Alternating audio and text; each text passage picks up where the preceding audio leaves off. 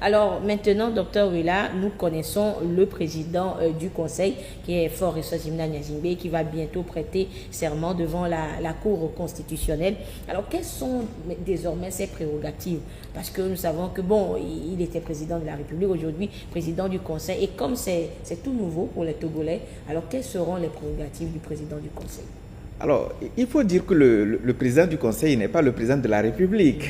Alors, désormais, le président du Conseil, il n'est pas le chef de l'État. Il est le chef du gouvernement, c'est ce que la Constitution dit. Et en tant que chef du gouvernement, c'est lui qui préside le Conseil des ministres. Et vous savez que le Conseil des ministres, c'est une instance collégiale des ministres où sont prises les plus grandes décisions de l'État. Ensuite, il est le chef des armées. Et parce que c'est lui qui s'assure de la protection des Togolais, de leurs biens et du territoire national. C'est lui le commandant en chef des armées. C'est lui, le président de la République, qui a comme prérogative de définir et de conduire la politique de la nation. Donc c'est lui qui définit les grandes orientations, le sens dans lequel le Togo doit aller et comment il doit le faire. C'est lui qui en décide, parce que c'est lui qui en a reçu le mandat à travers la majorité parlementaire dont il bénéficie.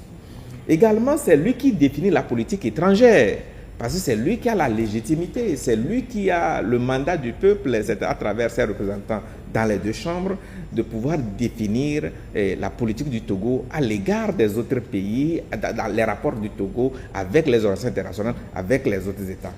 Il faut dire également que c'est lui qui assure l'exécution des lois, c'est-à-dire il veille à ce que les lois adoptées par l'Assemblée nationale et le Sénat soient respectées. Puisque vous savez que c'est la loi qui détermine l'harmonie des rapports entre citoyens que nous sommes.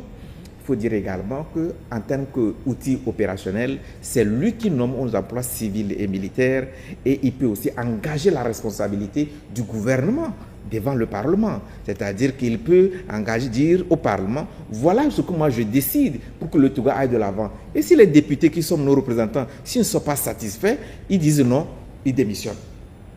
Et donc, oui, c'est l'un des avantages de ce régime, un régime de responsabilisation où il y a un certain équilibre entre l'Assemblée nationale et le gouvernement, c'est-à-dire le président du Conseil et son gouvernement. Tout à fait.